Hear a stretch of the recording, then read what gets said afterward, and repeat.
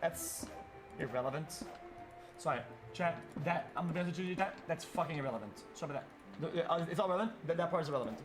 Why? Because I generally don't think that that opinion or that kind of feedback is relevant because people are wrong. If I hang out with Moxie, people say, "Yo, dude, Moxie, XQC made you be nothing without him." Okay, your comment is a comment that exists. It's wrong. It's stupid, and you are wrong. Therefore, it's fucking irrelevant that this comment exists. That is a flat out way that I see it. Right? Okay.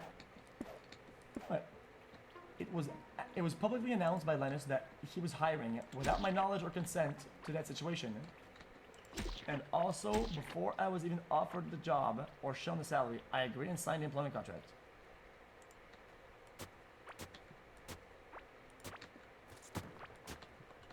What? After I was publicly announced by Linus that he was hiring me without my knowledge or consent to that situation, and also before I was even offered a job or shown a salary, I agreed and signed up on the contract. Okay, that seems like a problem. Seems like a lack of professionalism. Seems like a problem. Seems like jumping the gun. But at the same time, I don't believe that to be a major issue, but I'm gonna keep going.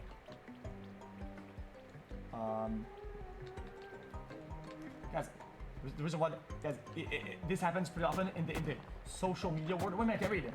Guys, there's been, guys, in my life, even in esports, I've seen a lot of signings of players that were announced on social media that they were now transferred to a new team without having signed the player contract because they knew it was going to happen.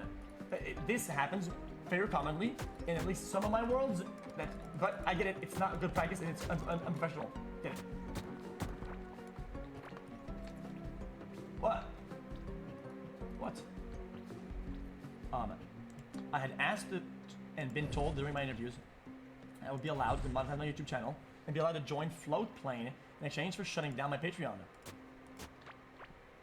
Once I moved, I was presented with an entirely new contract handbook that I was not told existed. Okay. Yeah, this seems like a little bit just like bad practice overall. It detailed that I was getting incorrect information and I would actually have to make changes to my plans if I wanted to continue and be employed at LTT. Because after I had moved my entire countries and given up my visa status, I couldn't just go back. Some corrections were made as apologies for the misunderstanding, but I was still upset. I later went to Linus about this and stated that the effort to remediate the situation wasn't sitting right with me. He told me perhaps I should change my priorities. Okay. What? Guys, we're doing a reading session today, okay, chat? Okay. What? I'm reading.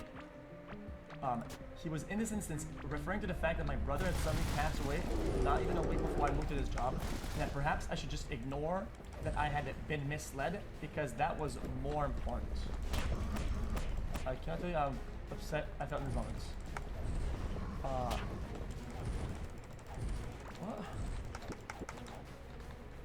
What?